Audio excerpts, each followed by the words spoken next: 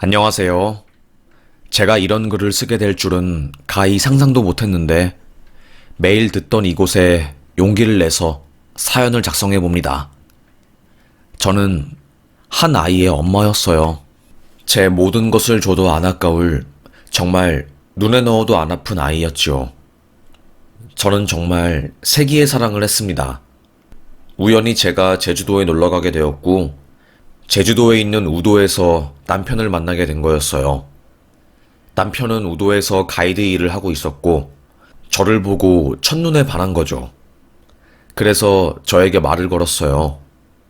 서울에서 왔어요? 우리 제주도, 특히 우도 참 예쁘죠? 제가 여기서 가이드 한 지 2년 정도 되었어요.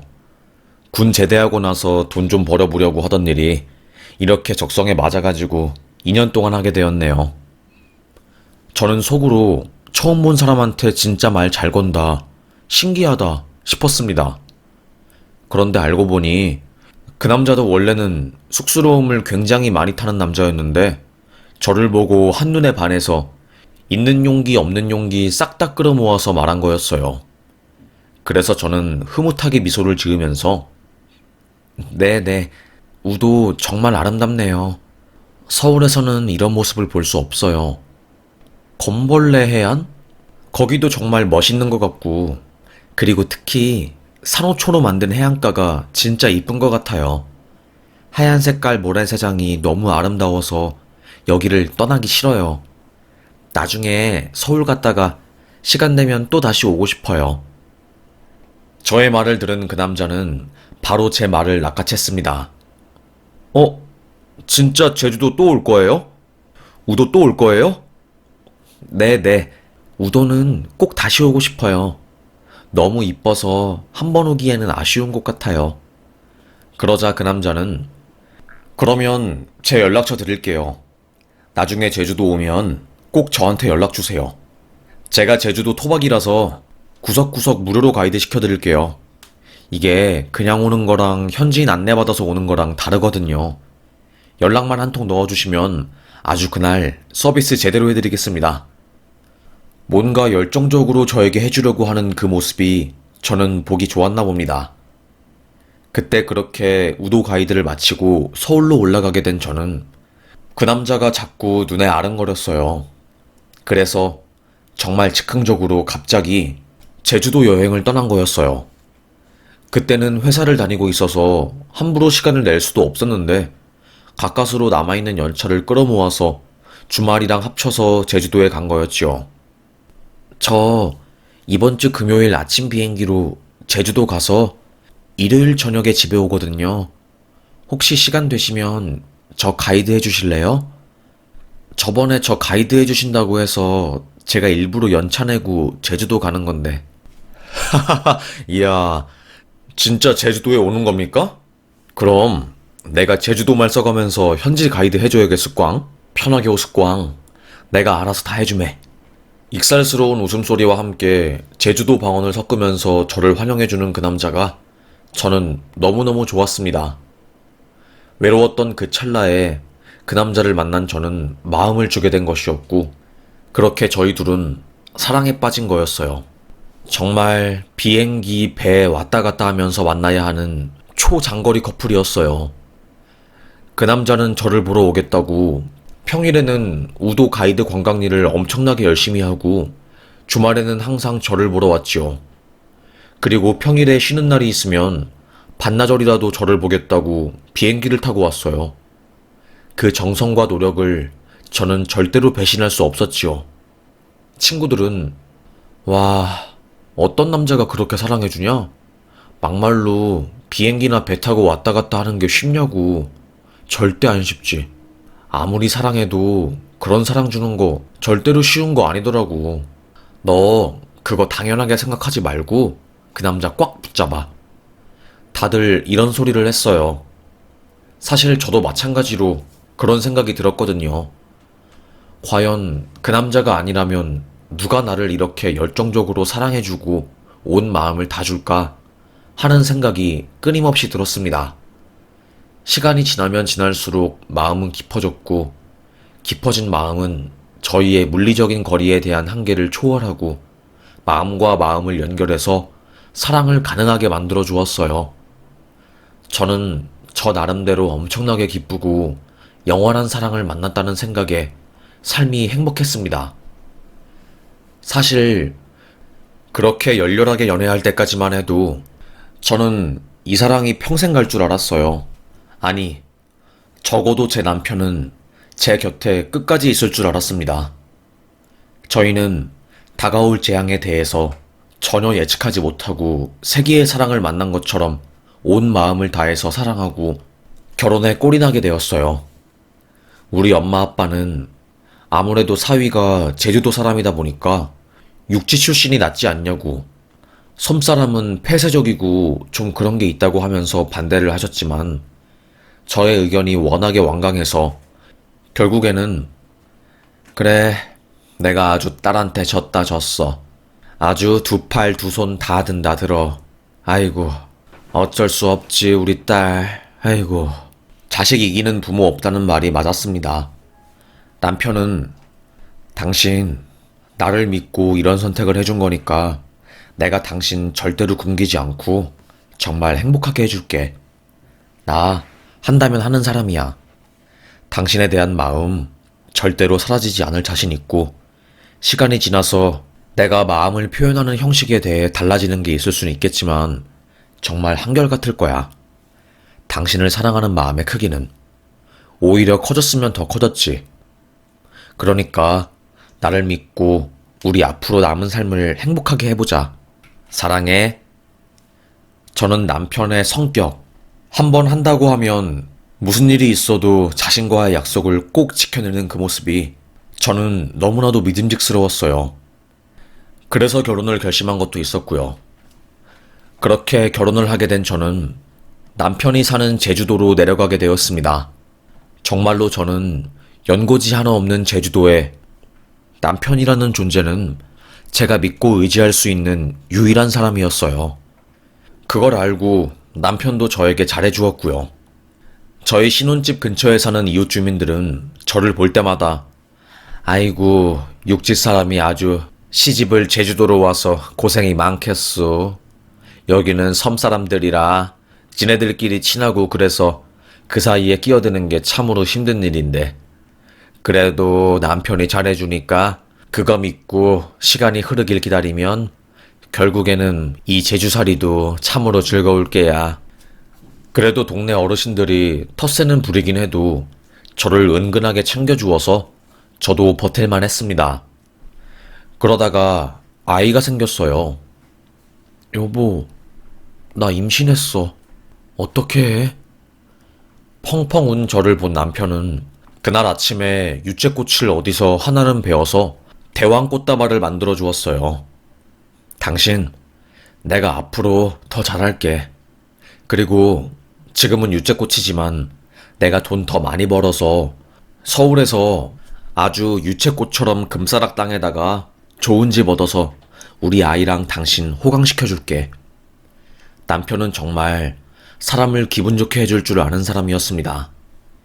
저는 씩 웃으면서 말만으로도 고맙다고 했지요.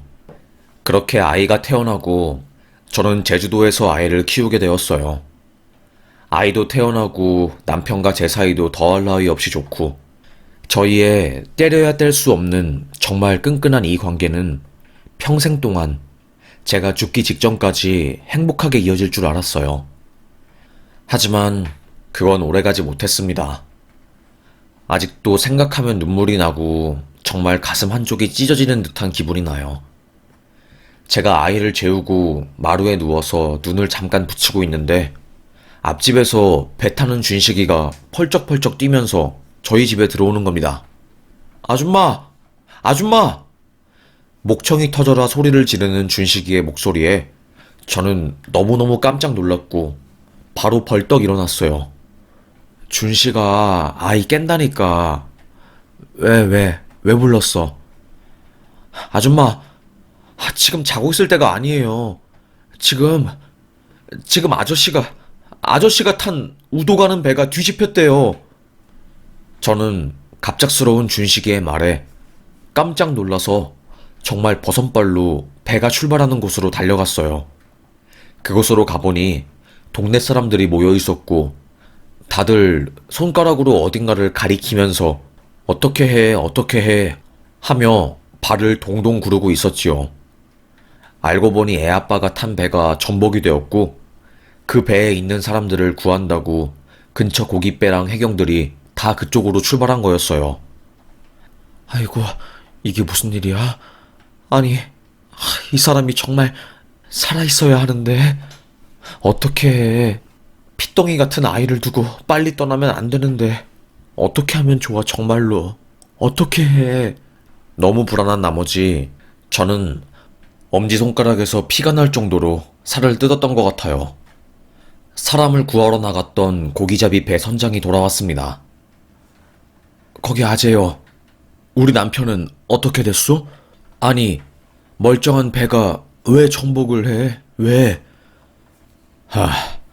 밑에 뭐 암초라도 있었던 것인지 유턴을 하다가 배가 꼬꾸라졌나 봅니다.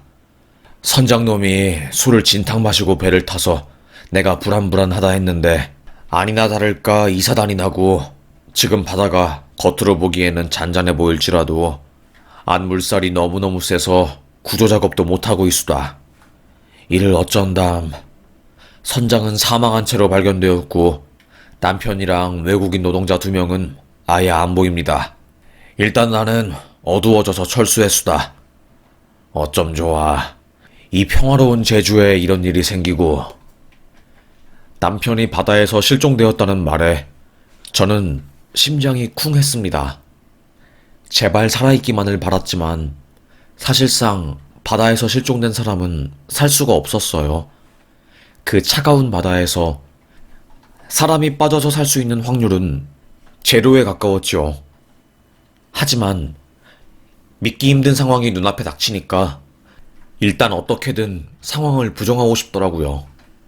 제발 내 남편만은 그 기적이 일어나기를 살아있기만을 바랐지요. 그날 마라도에 사시는 어머님도 배를 타고 아들을 찾겠다고 제주도로 넘어오셨고 섬 사람들 모두 남편을 찾아보겠다고 배에 등불을 켜고 바다로 나갔어요. 하지만 남편은 돌아오지 않았고 생존 가능성을 포기한 채 시체라도 찾자는 심정으로 바다를 수색했지요. 정말 절망스러웠어요. 저도 어느 순간부터 남편, 제사라도 편하게 지내게, 당신 얼굴이라도 좀 보게, 제발 내 앞에 나타나줘. 어떤 모습이어도 상관없으니까 나 마음 편하게 잠 좀 자게 내 앞에 나타나주라. 제발. 애원하고 또 애원했던 것 같아요. 딱 일주일 뒤에 한 낚시꾼에 의해서 남편이 발견되었고 남편은 바위 틈 사이에 껴 있었습니다. 다행히 시체 부패된 곳은 없었고 그래도 멀쩡한 모습으로 남편을 볼 수 있게 되었어요.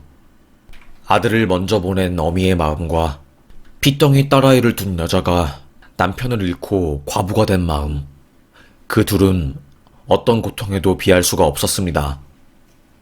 한동안 동네 사람들조차 저희에게 말을 걸지 못했어요. 너무나도 미안하고 또 저희의 마음이 힘들었을 걸 알았으니까요. 저는 제주도가 너무너무 싫었습니다. 내가 괜히 우도에 와서 이렇게 인생이 되어버린 거야. 남편과 서울에서 살았다면 우리 남편이 배 탈 일도 없었겠고 모든 게 서울에 살았더라면 해결될 일인데 바다가 싫었고 역겨웠습니다. 그래서 결국에 저는 없는 살림에 딸아이를 데리고 무작정 서울로 갔어요. 어머님은 마라도에 와서 함께 살자고 했지만 어머님 저는요 바다만 보면 토할 것 같아요. 저 무서운 바다가 웃는 얼굴을 하고 속으로는 아주 시꺼먼 웃음을 하면서 제 남편을 집어삼킨 것 같거든요. 어머님, 저 힘들어요. 죽을 만큼 힘들어요. 그러니까 숨 좀 쉬게 해주세요. 저요, 그냥 서울에서 당분간 딸아이와 함께 살면서 마음 좀 추스를게요. 서울로 올라간 제 인생은 호락호락하지 않았습니다. 애 딸린 여자를 써줄 일자리는 단 한 곳도 없었어요. 그나마 김밥집에서 최저임금보다 더 낮은 값을 줄 테니 딸아이를 업고 일해도 된다고 말을 해줘서 저는 품삯을 제대로 받지는 못했지만 딸을 품에 안고 일할 수 있다는 장점 때문에 그곳에서 일을 하게 되었지요. 하지만 김밥 말아서 아이 기저귀 사고 방세 내고 입에 풀칠할 돈 남기면 제 앞으로 떨어지는 돈은 없었습니다. 오히려 적자가 아닌 게 다행일 정도였어요. 하루하루 지날수록 형편이 나아질 기미는커녕 저는 슬금슬금 야금야금 빚만 지고 있었지요. 그래도 전에는 반지하에서 살았기 때문에 빚이라도 조금씩 들어오긴 했지만 빚이 생기고 사는 게 힘들어지니 반지하도 버거울 정도였어요. 정말 억장이 무너질 것 같았지요. 그렇게 저는 완전히 지하, 창문도 없는 곳에 들어가게 되었고 거기서 사단이 난 거죠. 나름대로 그 집에서 딸과 오랫동안 살려고 저는 물건도 사고 그랬어요. 반지하라서 우울하니까 조금이나마 위로가 되고자 벽지도 바르고 그랬거든요. 그런데 그해 여름 홍수가 심하게 난 겁니다. 여러분 기생충 아시나요? 그 기생충에서 나온 홍수 터진 지하방이 딱 저와 딸이 살던 곳이었어요. 홍수가 터지고 하수구가 막히니까 그 동네에 있는 모든 물이 저희 집으로 쏟아내려왔고 장롱 속에 숨겨놓았던 비상금 300만 원도 그냥 싸르르르 날아가 버리게 되었고 똥물이 집을 가득 차서 사람이 살 수가 없었어요. 딸은 앙앙 울고 제 온몸은 진흙탕이 되었고 홍수가 끝나고 남은 저희 집은 진흙과 각종 쓰레기, 나뭇가지, 그리고 썩어버린 장롱과 벽지였습니다. 보험도 없어서 보상받을 수 있는 것도 없었고 집주인은 자기도 손해가 막심하다고 당장 해줄 수 있는 게 없다고 저희를 방치해 두었어요. 지금 생각하면 진짜로 눈물만 나는 것 같아요. 그런데 그때 정말 다행히도 한 청년이, 그 동네에 살던 청년이 봉사활동 동아리 회장이었는데 저희 집 사정을 알고는 저에게 말한 겁니다. 아주머니 안녕하세요. 저기 파란 지붕 옥탑방에 사는 서윤대학교 전자공학과 양진모라고 합니다. 이번 홍수 때문에 피해 엄청 크게 받으셨다고 해서 제가 좀 도와드리고 싶어서요. 제 딸과는 좋기 띠동갑이 넘어 보이는 그 청년은 선한 눈빛을 가지며 자기가 도울 수 있는 것은 다 돕겠다고 했어요. 저는 그때 남편도 죽고 집도 침수가 되어서 너무나도 절망스러운 마음에 그냥 죽고 싶었거든요. 우울증에 빠져서 어떻게 죽지 이것만 생각했는데 갑자기 찾아온 그 청년의 제안에 저는 숨통이 트이게 되었고 저희 집은 한순간에 그 청년이 데리고 온 대학생들의 도움으로 도배도 하고 장판도 갈고 장롱도 건축학과 친구들이 새로 만들어주고 너무너무 기분 좋은 일이 연속으로 벌어진 거였습니다. 그 청년에게 아이고 청년 덕분에 내가 살았어. 정말 고마워. 뭘 하든 복 받을 거야. 하며 고개 숙여 인사했습니다. 홍수 피해로 병원에 입원한 제 딸도 그 소식을 듣고 무척이나 좋아했어요. 그렇게 저는 다시 보금자리를 마련해서 몇 해를 서울에서 지낼 수 있게 되었습니다. 그러다가 김밥집에서 잘리게 되고 더 이상 일할 곳이 없으니 막막하더라고요. 그때 어머님이 마라도에 내려와라. 응? 서울에서 아등바등 살지 말고 손녀 대학 갈 때까지는 내가 도와줄 테니 마라도로 와.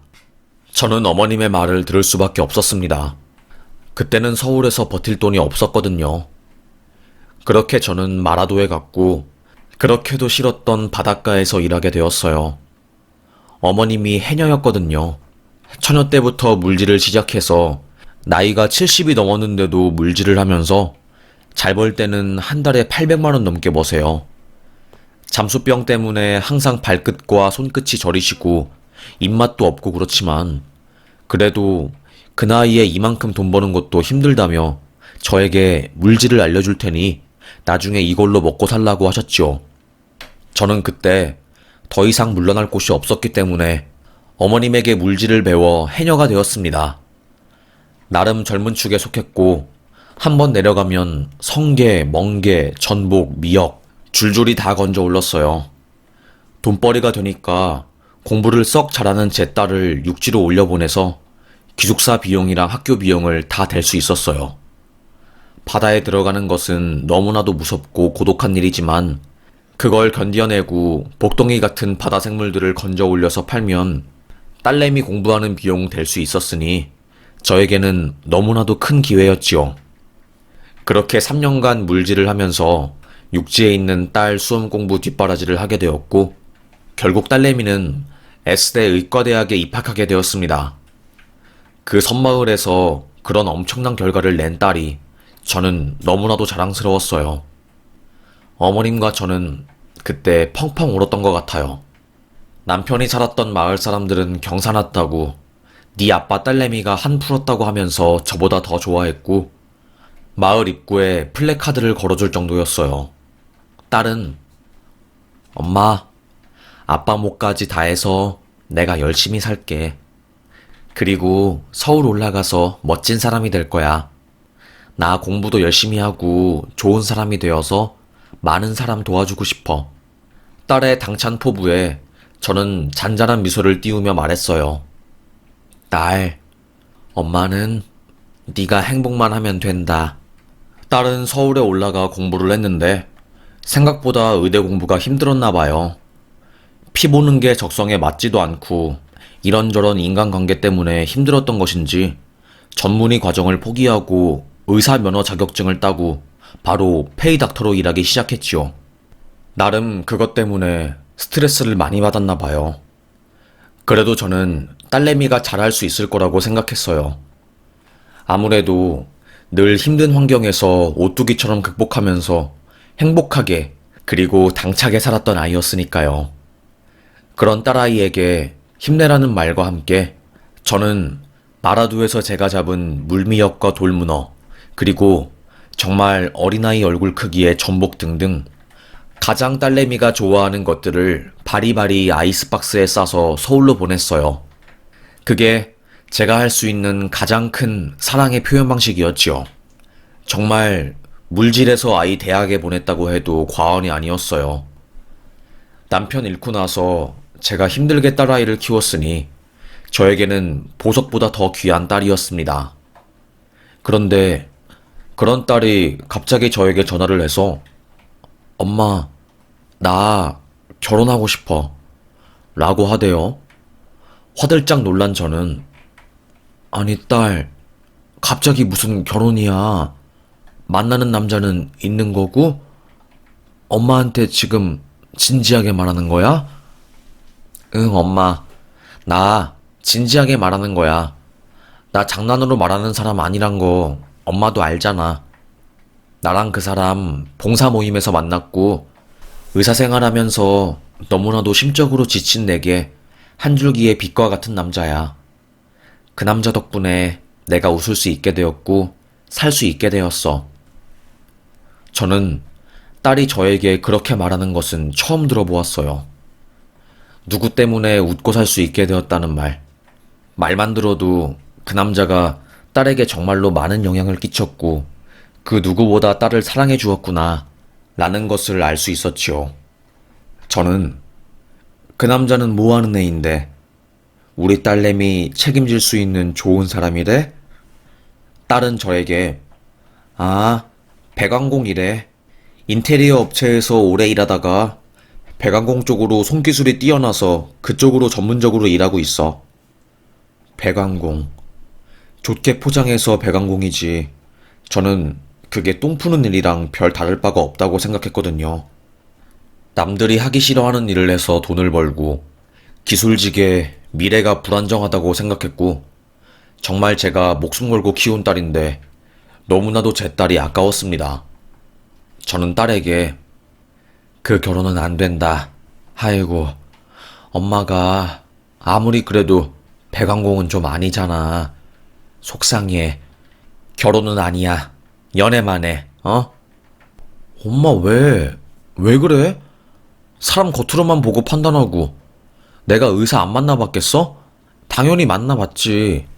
그런데 그런 애들은 지 잘난 맛에 산다고. 그래서 그냥 나랑 맞는 사람 만나서 행복하게 살고 싶다고. 저는 멍했어요. 아무리 생각해도 이 결혼은 아니라는 생각이 확실하게 들었거든요. 전화상으로 딸을 말릴 수 없을 것 같아서 저는 바로 서울로 올라가는 티켓을 끊었습니다. 그리고 한 걸음에 딸의 자취방에 가게 되었어요. 딸에게 엄마가 다른 건 안 바라는데 제발 딸 결혼은 제대로 했으면 좋겠어. 엄마가 너무 힘든 젊은 시절을 보내서 우리 딸은 안 그랬으면 좋겠어. 듣다 보니 절름발이에 막노동 비슷한 일을 하는 애라며. 엄마가 그런 애한테 어떻게 딸내미를 보내. 딸도 엄마 입장을 이해해줘야지. 안 그래? 엄마, 더 이상 내가 말해봤자 엄마는 내 마음 이해 못할 거야.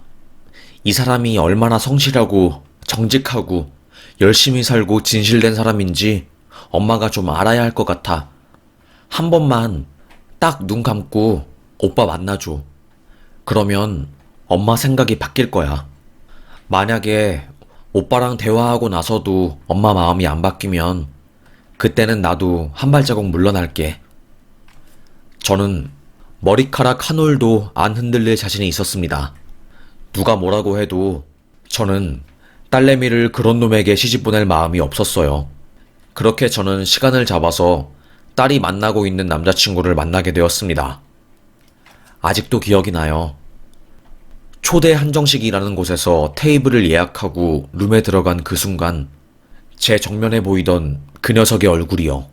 저는 그 녀석의 얼굴을 보자마자 저도 모르게 순간 다리에 힘이 풀렸어요. 혹시 진모 아니니? 양진모군 아니니? 제가 이렇게 말을 하자 그 아이도 저를 보면서 혹시 그 낙원동 지하방 그 아주머니세요? 저희 둘은 정말 깜짝 놀랐어요. 알고 보니 딸이 만나고 있었던 그 남자는 오래전 저와 딸이 서울에 살 때 홍수로 인해서 집이 침수되고 정말 모든 재산을 잃고 제가 극단적인 생각까지 하고 있었을 때 천사처럼 저희 모녀에게 손을 내밀어준 학생이었거든요. 자발적으로 저희 모녀를 위해서 서울에 있는 대학가 모금 활동을 펼쳐서 200만 원이라는 큰 돈을 모아주었고 집안 인테리어뿐만 아니라 홍수로 인해 더러워진 바닥까지 봉사 동아리 친구들을 불러서 싹 다 도와준 정말 죽어서도 잊을 수 없는 그런 청년이었던 겁니다.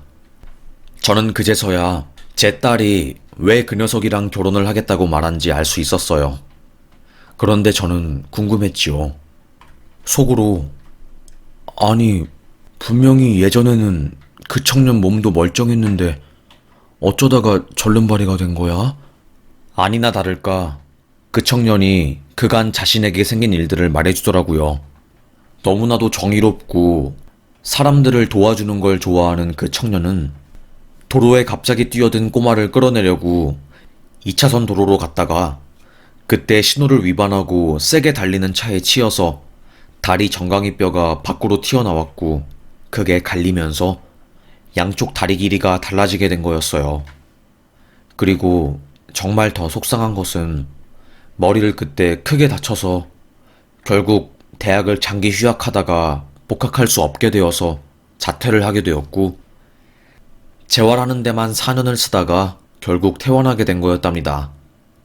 어떻게든 사회생활을 하기 위해서 자기가 전기학과에서 배운 기술을 활용해 인테리어 현장 쪽에 들어가게 되었고 거기서 기술을 배우다가 배관공 일이 적성에 잘 맞고 돈도 잘 벌 수 있다는 것을 알고 남들의 시선에 신경 쓰지 않고 자신의 일에 열중하게 된 것이었어요.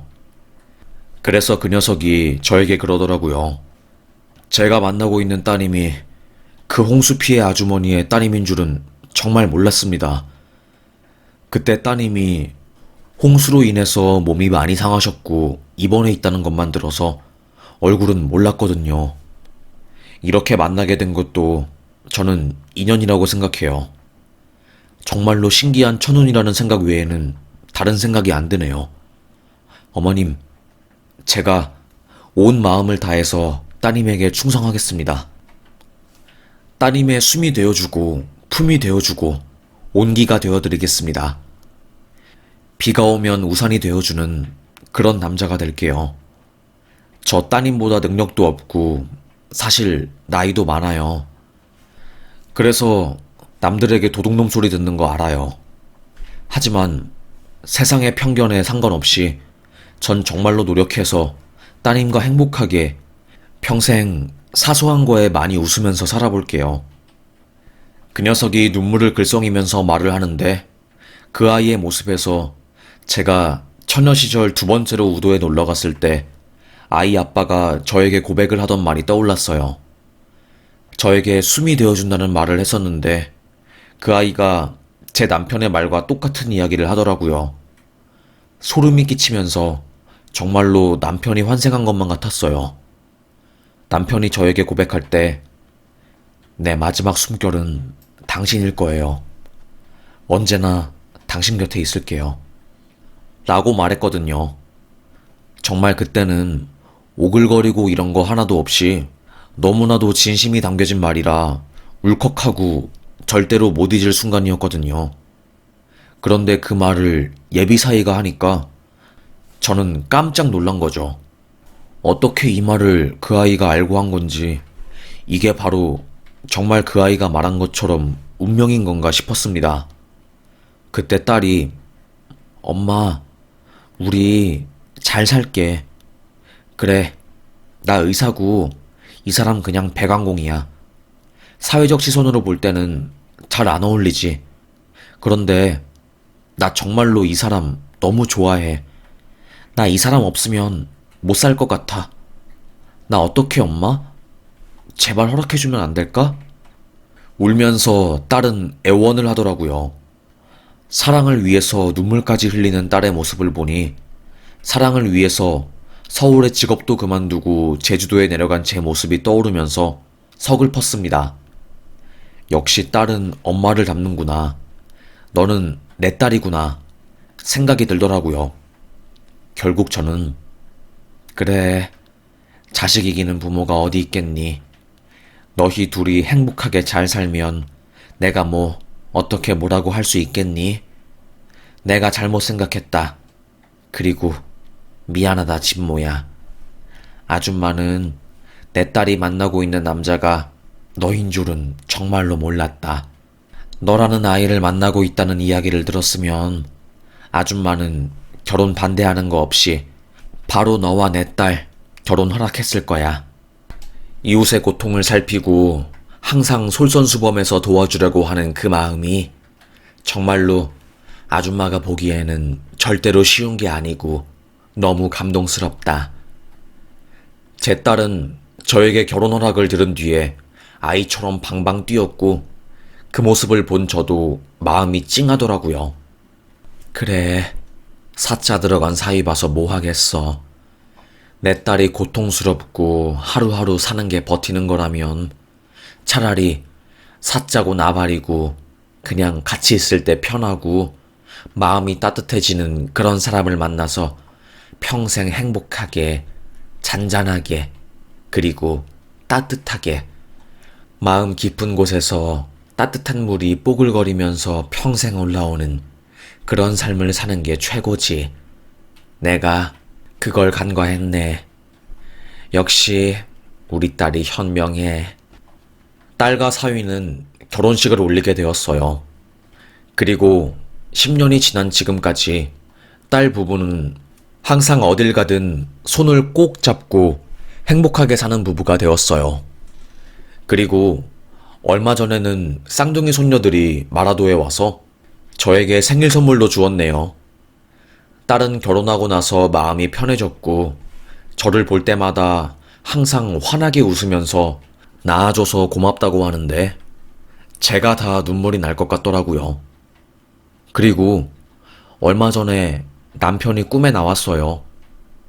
울 남편, 죽고 난 뒤에 한 번도 제 꿈에 안 나왔는데 이번에 제 꿈에 나와서 그러더라고요. 당신, 우리 딸 키워내느라 정말 수고 많았어. 내 첫사랑이자 끝사랑인 당신, 평생 동안 정말로 후회 없이 사랑해주고 싶었는데, 이렇게 일찍 떠나게 되어서 미안해. 그리고 우리 딸 결혼해서 행복하게 아이 낳고 잘 사는 모습 보니까 너무 행복하다. 이제는 안심이 되어서 마음을 놓아도 되겠어. 당신도 항상 건강해. 이런 말을 남기고 제 눈앞에서 사라졌습니다. 허공에 손을 저으며 당신, 어디가 당신? 소리쳐도 남편의 모습은 손에 잡히지 않았습니다. 꿈이었으니까요. 그래도 깨어나니 개운하더라고요. 아마도 남편이 저에게 마지막 말을 남기고 그제서야 그동안은 이승에서 딸내미와 저를 지켜보다가 이제 저승에 간 듯해 보였지요.